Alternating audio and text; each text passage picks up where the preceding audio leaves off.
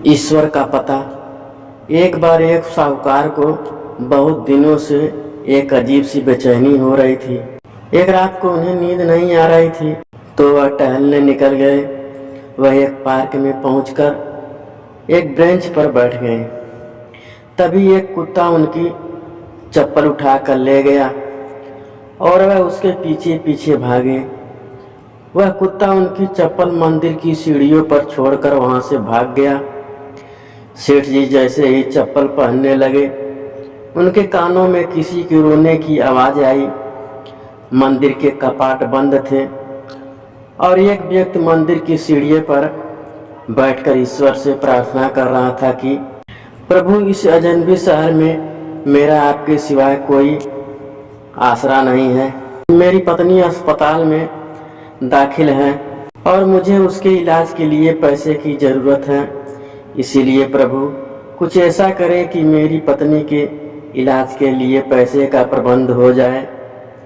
सेठ जी समझ गए कि ईश्वर ने मुझे यहाँ इस व्यक्ति की मदद के लिए भेजा है। सेठ जी उसके पास आकर बोले, जब तुम ईश्वर से प्रार्थना कर रहे थे तब मैंने तुम्हारी बातें सुन ली थी। सेठ जी ने अपनी जेब से पैसे निकालकर उस व्यक्ति को दिए। उसने अपना कार्ड निकाल कर देते हुए कहा कि तुमको किसी चीज की जरूरत हो तो मेरे पास आ जाना। वह व्यक्ति कहने लगा कि मुझे आपकी कार्ड की कोई जरूरत नहीं है क्योंकि मैं पता जानता हूँ। सेठ जी प्रसन्न होकर बोले, क्या हम पहले मिल चुके हैं? वह व्यक्ति बोला कि मैं आपकी बात नहीं कर रहा हूँ। सेठ ने पूछा, फिर तुम किसके पते की बात कर रहे हो? वह व्यक्ति बोला कि मैं आपका पता जानता हूँ जिसने इस अजनबी शहर में मेरे मदद के लिए आपको भेजा है। मुझे अपने ईश्वर पर अटूट विश्वास है। यह पहला मौका नहीं है, ऐसा बहुत बार होता है। जब भी मुझे कुछ चाहिए होता है मैं उसकी शरण में चला जाता हूँ। वह विश्वसनीय रूप से हर बार किसी न किसी मेरे कार्य संपूर्ण कर देता है। उसका ईश्वर के प्रति अटूट विश्वास देखकर सेठ जी की आंखों में आंसू आ गए। दूसरी कहानी, जादुई संतरा। एक समय की बात है, एक गांव में सोनू नाम का एक छोटा सा लड़का रहता था। उसे घूमने फिरने का और नई चीजें जानने का उसे बड़ा शौक था। एक दिन जब वह जंगल में घूम रहा था तो उसे एक संतरे का जादुई पेड़ दिखाई देता है। वह पेड़ बाकी पेड़ों से बिल्कुल अलग दिख रहा था। जब सोनू एक संतरे को चखता है तो उसे अपने अंदर भरपूर ऊर्जा महसूस होती है और उसका दिमाग पहले से बहुत तेज हो जाता है। सोनू उस जादुई संतरे का इस्तेमाल अपने खुद के फायदे के लिए करने लगा।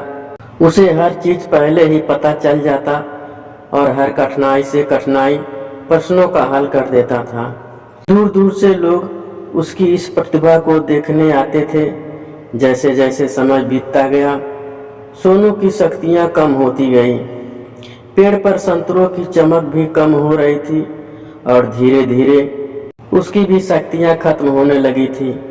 जल्दी ही सोनू को यह एहसास होता है कि वह अपनी खुद की प्रतिभा को नजरअंदाज करते हुए जादुई संतरे की शक्ति पर बहुत ज्यादा निर्भर हो गया है। सोनू को अपनी गलतियों का एहसास होता है और वह जादुई संतरे के पेड़ के पास वापस जाता है। वह अपने लालची स्वभाव के लिए माफी मांगता है और वादा करता है कि अपनी काबिलियत का उपयोग वह अच्छे कामों के लिए करेगा। फिर अचानक से पेड़ के बचे हुए संतरों में वापस चमक आ जाती है। उस दिन के बाद से सोनू यह समझ गया कि असली शक्ति हमारे अंदर ही होती है।